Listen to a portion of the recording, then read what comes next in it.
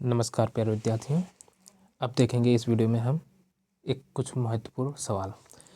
तो आज का जो सवाल है वो कह रहा है दो वर्गों के क्षेत्रफलों का योगफल 400 वर्ग मीटर है। यदि उनके परिमापों का अंतर 16 मीटर है तो दोनों वर्गों की भुजाएं ज्ञात कीजिए। ठीक, तो इस प्रकार का कोई भी सवाल आ जाए तो सबसे पहले आपको सवाल को एक दो बार पढ़ना, पढ़ने के बाद फिर देखिए जब भी दो वर्ग हो या दो आयत हो कुछ भी हो तो उनमें बड़ा और छोटा मानिए। ठीक, तो हमने क्या माना, जैसे माना बड़े वर्ग की भुजा x मीटर और छोटे वर्ग की भुजा y मीटर, इतना मान लिया। अब इतना करने के बाद तब क्या होगा, देखो कहा दो वर्गों के क्षेत्रफलों का योगफल 400 वर्ग मीटर है, यानी क्षेत्रफलों का योगफल कितना है, 400 वर्ग मीटर है। तो हमें पता होना चाहिए, तो ये हम लिख रहे हैं चूंकि वर्ग का क्षेत्रफल बराबर होता है भुजा स्क्वायर। ठीक है ना, भुजा स्क्वायर। इसलिए ये प्रथम शर्त क्या होगी, प्रथम शर्तानुसार, प्रथम शर्तानुसार प्रथम शर्त क्या होगी, दो वर्गों के क्षेत्रफलों का योगफल 400 वर्ग मीटर है, यानी इनका वर्ग, यानी ये हो जाएगा x square plus y square बराबर कितना, 400 के। ठीक है ना, इतने तो होगा, 400 के बराबर आ गया। समीकरण एक बना दें, ना एक बनाए तो इसमें चाहे तो हम किसी का मान निकालें, लेकिन हम इसी को एक कह देते हैं। ठीक, अब आ जाओ, कह रहा है यदि उनके परिमापों का अंतर 16 मीटर है। तो अब देखो यहाँ पे हम दिखाई देते हैं, चूंकि वर्ग का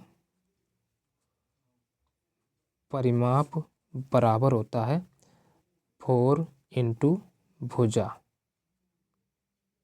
ठीक है, 4 इंटू भुजा ये होता है। इसलिए द्वितीय शर्त क्या बनेगी, द्वितीय शर्तानुसार क्या हो जाएगा भाई, कहा है यदि उनके परिमापों का अंतर 16 मीटर है। परिमाप क्या है, यानी भुजा 4 इंटू भुजा होती है, तो 4x यानी पहले वर्ग की भुजा क्या है, x मीटर, तो 4x माइनस 4y बराबर कितना, 16, इतना हो जाएगा। तो अब यहाँ से हम क्या करें, 4 कामन ले लें, 4 कामन तो अंदर बचेगा x माइनस का y बराबर 16। तो यहाँ से x माइनस वाई बराबर 16/4, 4 एकम 4, 4 चौको 16, ये आ जाएगा। तो अब ये आ गया 4, यानी x माइनस वाई बराबर आ गए 4। समीकरण इसको हम 2 देना चाहें तो 2 दे दें। अब ना 2 दो तो अभी क्या करो, समीकरण 2 का अगर हम दोनों पक्षों का वर्ग कर दें तो एक चीज़ हमें मिलेगी जो कि सवाल को और आसान बनाएगी, ये चीज़ हमें मिल जाएगी। तो हम ये इसका दोनों पक्षों का वर्ग कर ले रहे हैं। समीकरण 2 का दोनों पक्षों का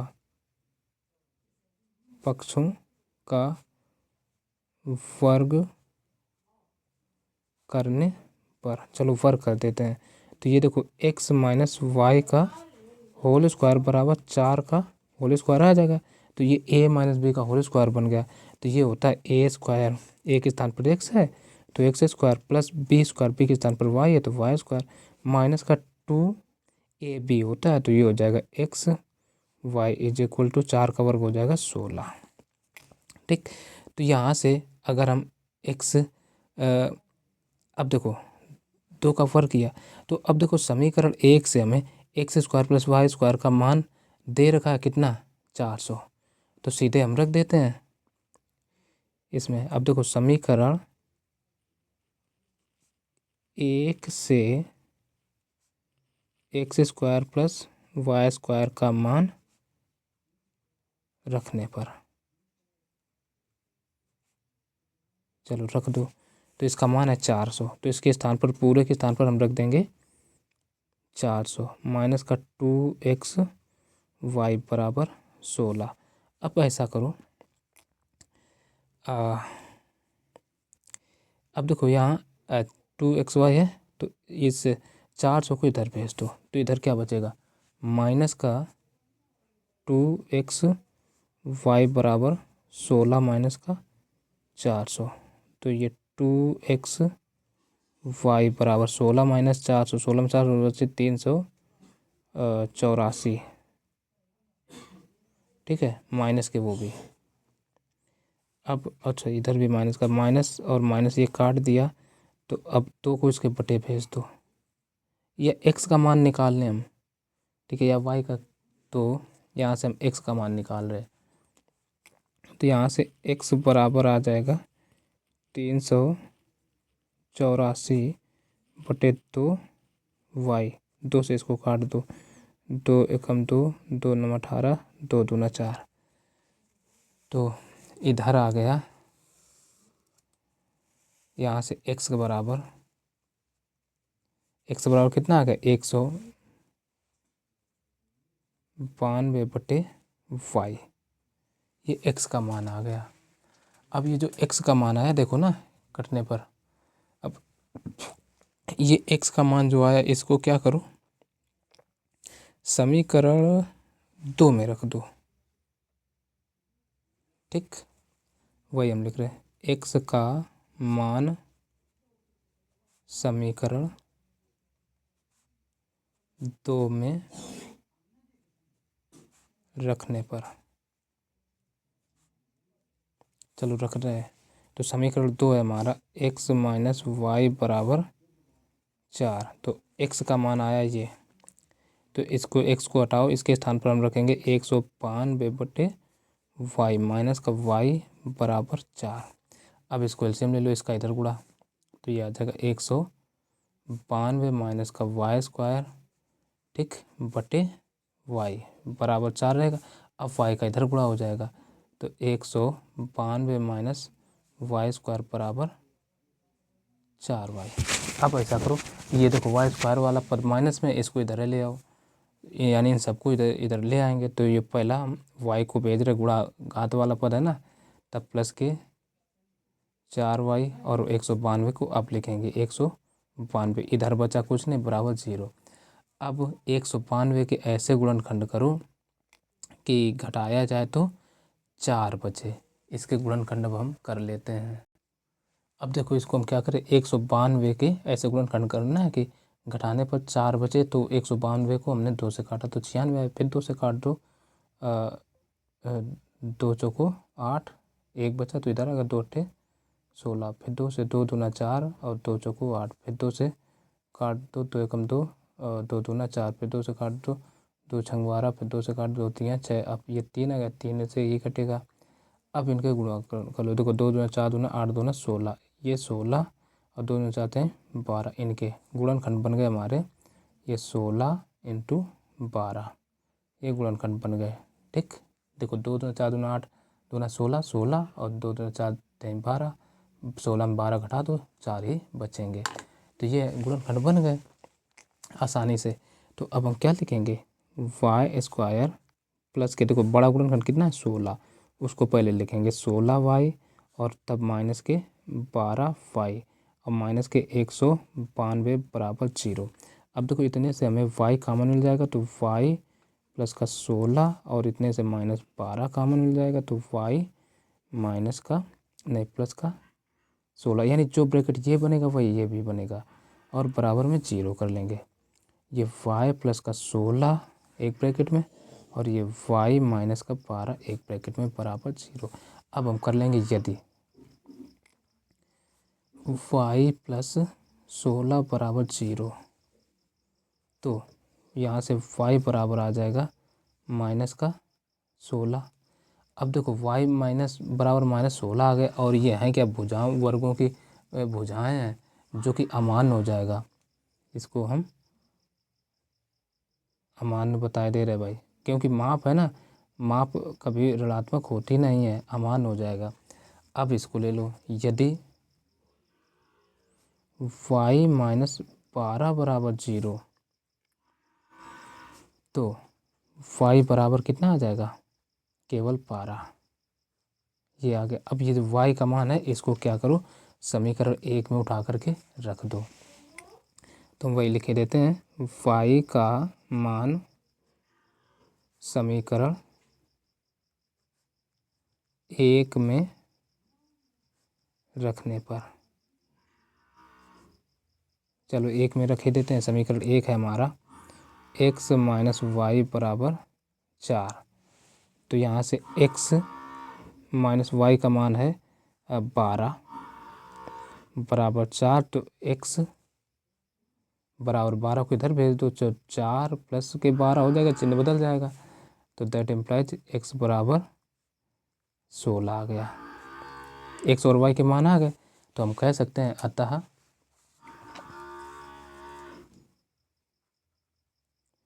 बड़े वर्ग की भुजा, बड़े वर्ग की भुजा बराबर x बराबर कितना आ जाएगा, 16 मीटर। और छोटे वर्ग की भुजा बराबर y माने थे, तो y बराबर आ जाएगा 12 मीटर। और यही आंसर में हो जाएंगे। ठीक है, आशा है कि ये सवाल आपको पूरा समझ में आया होगा। अगला नंबर देखेंगे। अब देखिए यहाँ पर अगला जो नंबर है वो क्या कह रहा है, कह रहा है 3, यानी तीसरा सवाल है। कह रहा है हंसों के एक समूह में से हंसों की कुल संख्या के वर्गमूल के 7/2 गुना हंस एक तालाब के किनारे पर खेल रहे हैं। शेष 2 हंस तालाब के पानी में स्नान कर रहे हैं। हंसों की कुल संख्या ज्ञात कीजिए। इम्पॉर्टेंट सवाल है, इसको हल करेंगे।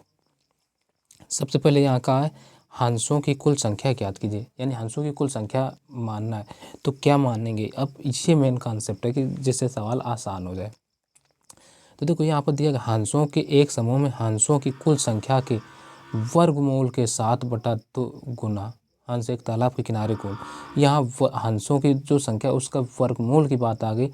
तो यानी हंसों की संख्या हम किस में, वर्ग में ही मान लें। तो यही मान लेते हैं, माना हंसों की संख्या बराबर एक्स स्क्वायर। ठीक, एक्स स्क्वायर मान ली। अब देखो कुछ हंस हैं जो कि यानी 7/2 गुना, यानी हंसों की संख्या के 7/2 गुना कहाँ, तालाब किनारे खेल रहे हैं। तो ये सब हम लिखेंगे, हंसों के वर्गमूल के 7/2 गुना, ठीक है ना, हंस कहाँ खेल रहे हैं,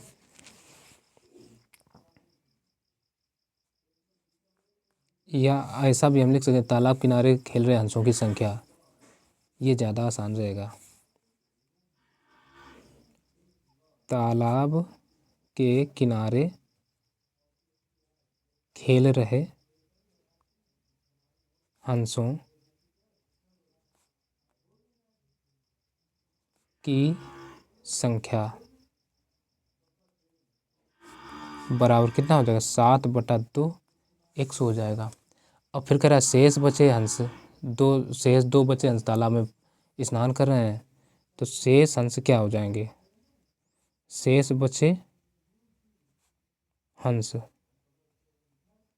हंसों की संख्या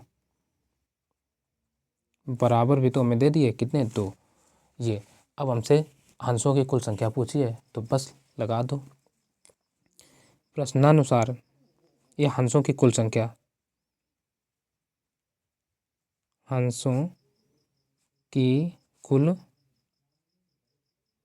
संख्या बराबर क्या हो जाएगा, एक्स स्क्वायर, ये तो होगा। अब देखो हंसों की कुल संख्या क्या होगा, या ना भी हम ये मान ही चुके हैं, या इधर ना भी लिखें तो सीधे देखो अगर हम ये और ये जोड़ दें तो किसके, एक्स स्क्वायर के बराबर आएगा ना। तो यही लिख देते हैं 7/2 एक्स प्लस का 2, इतना हो जाएगा। अब अंशों की कुल संख्या में दे रखे हैं ऑलरेडी एक्स स्क्वायर, तो ये एक्स स्क्वायर बराबर 7/2 एक्स प्लस का 2। अब इनको पक्षांतर करके इधर उठा लाओ तो ये आ जाएगा एक्स स्क्वायर, इधर आएगा माइनस का 7/2 एक्स और माइनस का 2 बराबर 0। अब 2 का इधर उधर एलसीएम लेके गुणा करा दो तो ये 2 का इधर भी गुणा हो जाएगा, यानी ये हो जाएगा 2x स्क्वायर माइनस के 7x और 2 का इसमें भी 2 दूना 4 और बटे में 2 रहेगा बराबर 0। 2 का इधर गुणा करा दो तो ये 0 ही हो जाएगा। तो 2x स्क्वायर माइनस के 7x माइनस के 4 बराबर 0। अब देखो यहाँ से 4 के ऐसे गुणनखंड करो, नहीं 4 दूना 8 के ऐसे गुणनखंड करो। देखो ये अचर पद और एक्स स्क्वायर के गुणांक का हमेशा गुणा होता है, तो वही ये कह रहा है कि 4 दूना 8 के ऐसे गुणन घटाने पर इस चिन्ह से हम पहचानते हैं कि 7 बचे। तो ये 8 एकम 8, 4 दूना 8 तो 8 एकम 8, 8 में गया 7 बचेंगे। तो 8 एकम वो क्या लिख दिया 2x स्क्वायर माइनस के 8 एकम 8x और प्लस का x लिखेंगे तभी तो माइनस के 7 बचेंगे, माइनस के 4 इज इक्वल टू 0। अब देखो इतने से 2x हमें कॉमन मिल जाएगा तो 2x कॉमन तो अंदर बचेगा x माइनस का 4 प्लस यहाँ से 1 कॉमन, जो चिन्ह यहाँ वही चिन्ह के साथ, तो x माइनस का 4 इज इक्वल टू 0। अब देखो 2x माइनस नहीं प्लस का 1 एक ब्रैकेट में और एक में ये आ जाएगा x माइनस का 4, यानी x माइनस 4 हमें कॉमन भी मिल सकती है या दोनों ब्रैकेट सेम है, एक बार लिख लिया, और 2x और एक में प्लस 1 एक ब्रैकेट में बराबर 0। अब देखो क्या करेंगे, हम करेंगे यदि 2x plus 1 is equal to 0 तो यहाँ से 2x इज इक्वल टू क्या आ जाएगा -1, एक को इधर लाएंगे तो यहाँ से फिर x बराबर 1/2 माइनस का, जो कि हो जाएगा अमान्य। अमान्य भाई क्यों होगा ये बात समझिए, क्योंकि संख्या है किसी भी चीज़ की, संख्या कभी ऋणात्मक में होगी नहीं, क्योंकि हंसों की संख्या भाई ऋणात्मक में होगी, वो भी आधे में नहीं होगी ना, इसलिए अमान्य हो जाएगा। तब अब एक बार इसको ले लें,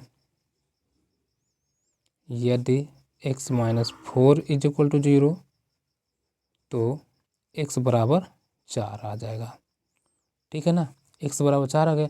अब हंसों की संख्या हमने क्या मानी थी एक्स स्क्वायर, लिख लेंगे अतः हंसों की संख्या बराबर क्या माना कि एक्स स्क्वायर, तो x का मान आया 4, 4 चौको 16, ये इसका आंसर हो जाएगा। अब देखेंगे चौथा नंबर सवाल, ये देखो क्या कहता है यहाँ पर, कह रहा समीकरण हल कीजिए और हमें 1/x plus 4 minus 1/x minus 7 बराबर 11/30 और देर का x का मान -4 और 7 ये नहीं होना चाहिए, ठीक है ना, ये इसकी कंडीशन है, कॉन्सेप्ट है, तो ये समझिए। तो इसको हल करेंगे तो सबसे पहले जो सवाल दिया गया उसको हम लिख लेते हैं। तो लिखने का मतलब 1/, हम लिख लेंगे x प्लस का 4 और माइनस का 1/x माइनस का 7, ये लिख लिया, और बराबर में 11/30 है, ये लिख लिए। अब देखो हल करने के लिए इसका इधर गुणा इसका इधर ये कराएंगे, तो हम लिख लेंगे x माइनस 7, जब इसका इधर होगा तो x माइनस 7 और चिन्ह माइनस है तो माइनस लगा लिया। अब देखो माइनस चिन्ह है ना तो यहाँ ब्रैकेट लगाएंगे इसका, तब इधर गुणा कराएंगे x प्लस का 4 और नीचे नीचे गुणा, यानी x प्लस का 4 और इंटू x माइनस का 7 बराबर में 11/30 है, तो एज इट इज़ लिख लेंगे। अब देखो x माइनस का 7 माइनस का अंदर गुणा करा दो तो चिन्ह बदल जाएंगे, यानी माइनस का x और माइनस के 4 हो जाएंगे, बटे नीचे नीचे का x में, तो एक्स स्क्वायर x का -7 में तो माइनस का 7x, अब 4 का x में तो प्लस का 4x और 4 का 7 में तो माइनस का 7 चौक 28 बराबर 11/30। अब देखो x से x ये प्लस माइनस कट गया तो ये भी माइनस ये भी माइनस, तो 7 4 11, ये माइनस के 11 हो जाएगा और नीचे आ जाएगा एक्स स्क्वायर माइनस के देखो अब ये प्लस के हैं ये माइनस के, तो 4 में 3 गए तो बचेगा माइनस का, 4 में 7 गए तो माइनस का 3x है ना, और माइनस की 28 बराबर 11/30। अब देखो ये 11 11 भी कट गए, केवल 11 कम 11 माइनस एक बार में ना, तो यहाँ से बचा माइनस का 1/x² माइनस का 3x और माइनस के 28 बराबर 1/30 आ गया। इसका इधर गुणा इसका इधर करा लो, तो 30 का इधर कराते हैं हम, तो ये आ जाएगा माइनस का 30 बराबर ये x² माइनस का 3x माइनस के 28। अब देखो ये माइनस का है, इसको ये इधर भेज दो, इसकी घात तो प्लस में है ही, तो इधर वो भेज देते हैं, तो ये आ जाएगा x² माइनस का 3x और माइनस के 28, और ये इधर आएगा तो ये हो जाएगा प्लस का 30 इज इक्वल टू, इधर कुछ नहीं बचेगा, 0 रहेगा। अब x² माइनस के 3x और प्लस का आ जाएगा 2 बराबर 0। अब देखो 2 के ऐसे गुणनखंड को घटाया जाए तो 3 आ जाए, गुणनखंड ये करना है तो लिख लो, तो 2 एकम 2, 2 एक 3 हो जाएगा, तो यानी x² माइनस के 2x माइनस का 1 मतलब 1 का केवल सिंगल x लिखा जाएगा और प्लस के 2 इज इक्वल टू 0। अब देखो इतने से x हमें कॉमन मिल जाएगा, x जब कॉमन मिलेगा तो अंदर बचेगा x माइनस का 2। अब यहाँ से इसमें देखा जाए तो चिन्ह माइनस है तो माइनस 1 कॉमन है, तभी ये सेम ब्रैकेट बन पाएगा, तो x माइनस का 2 इज इक्वल टू 0। अब ये x माइनस 2 और ये x minus 1 is equal to 0। अब हम कर लेंगे यदि x माइनस 2 बराबर 0 तो x बराबर 2 आ गया। एक बार इसको ले लेते हैं, यदि x माइनस 1 बराबर 0 तो x बराबर 1, अतः x बराबर क्या आ गया 1, 2। यही हो गई सवाल के आंसर। अब एक सवाल और देख लेते हैं। अब देखिए अगला जो सवाल है ये कह रहा है रोहन की माँ उससे 26 वर्ष बड़ी है, यदि उसकी आयु वर्षों में का गुणनफल अब से 3 वर्षों के पश्चात 360 साल हो जाएगा तो दोनों की वर्तमान आयु ज्ञात कीजिए। यानी यहाँ कहने का मतलब रोहन की आयु, रोहन की माँ की आयु 26 वर्ष, रोहन की माँ उससे 26 वर्ष बड़ी, यानी किससे, रोहन से। और फिर कह रहा उसकी आयु मतलब रोहन की आयु और उसकी माँ की आयु का गुणनफल अब से 3 वर्ष पश्चात कितना है 360 वर्ष हो, तो दोनों की वर्तमान आयु ज्ञात कीजिए। ये सवाल कहने का मतलब है, तो हमें दोनों की वर्तमान आयु ज्ञात करना है, तो क्या करेंगे, मान लेते हैं, माना रोहन, हमेशा छोटे की मानो, रोहन की आयु बराबर कितनी 100 वर्ष मानी, ठीक। तो रोहन की माँ की आयु कितनी हो जाएगी, रोहन की माँ की आयु बराबर हो जाएगी x प्लस 26 वर्ष। अब ये क्यों, क्योंकि रोहन की माँ उससे 26 वर्ष बड़ी है, तो ये 26 साल ज़्यादा होंगे x में से, ठीक। अब देखो फिर कह रहा है उसकी आयु वर्षों में का गुणनफल अब से 3 वर्षों के पश्चात 360 हो जाएगा, उसकी या उनकी आयु, यहाँ पर उनकी भी होना चाहिए, ठीक है, उनकी आयु वर्षों में का गुणनफल अब से 3 वर्षों के पश्चात 360 वर्ष हो जाएगा। तो अब 3 वर्ष पश्चात की भी आयु निकालें, मतलब 3 वर्ष बाद क्या आयु होगी, ठीक। तो ये भी लिख लो भाई, 3 वर्ष बाद रोहन की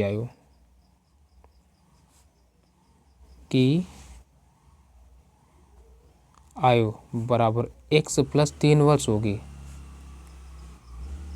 ठीक हुआ। 3 वर्ष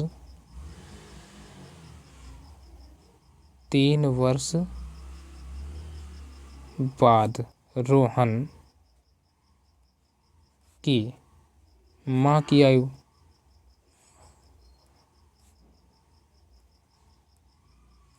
बराबर क्या हो जाएगी x प्लस 26 प्लस 3, इतने में 3 जुड़ेंगे ना, तो ये आ जाएगी x प्लस 29 वर्ष।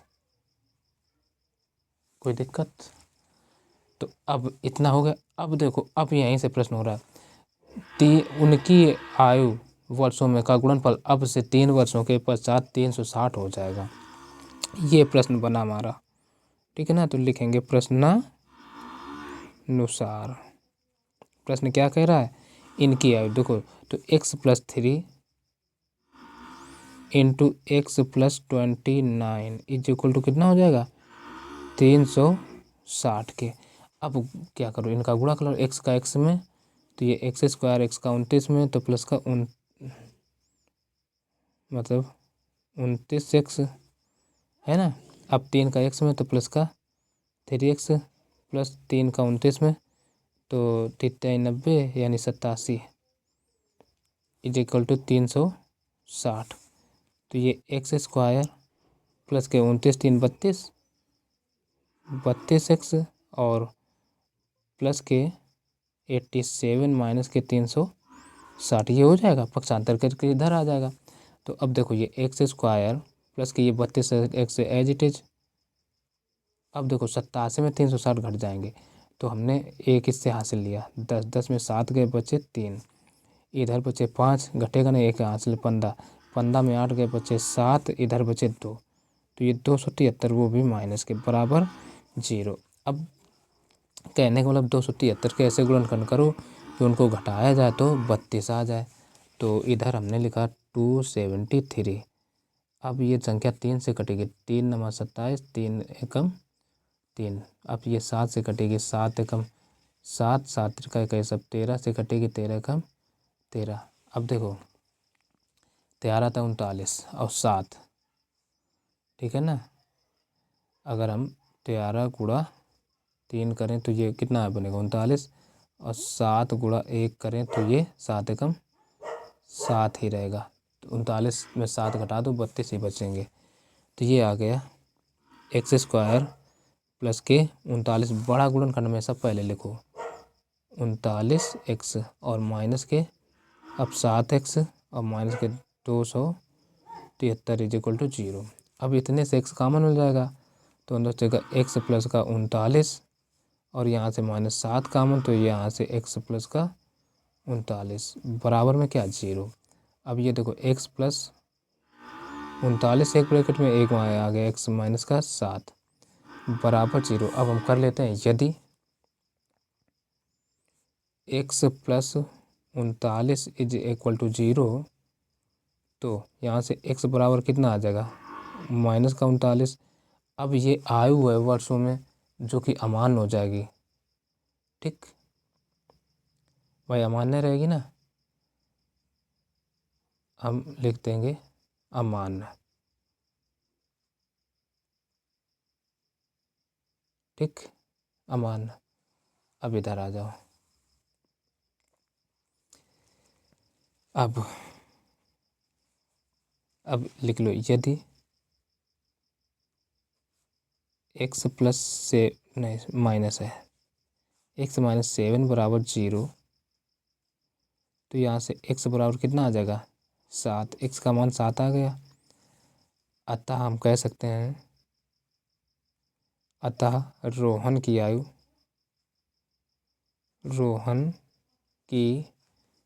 आयु बराबर 7 वर्ष और रोहन की माँ की आयु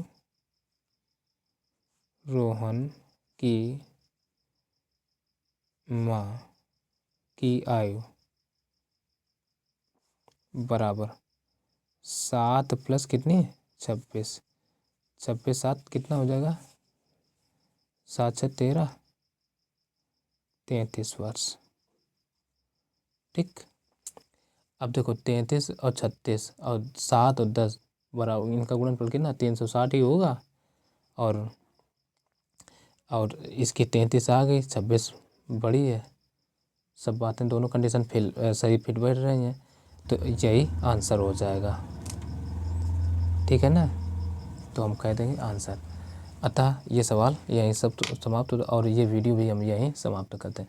आगे की जो वीडियो होंगी कुछ सवाल इंपॉर्टेंट लेकर के हम अगली वीडियो में मिलेंगे। तो चैनल को सब्सक्राइब कर लेना और इस वीडियो को लाइक करके अपने दोस्तों को भी बताइए। तो चलिए मिलते हैं फिर अगली वीडियो में, तब तक के लिए नमस्कार।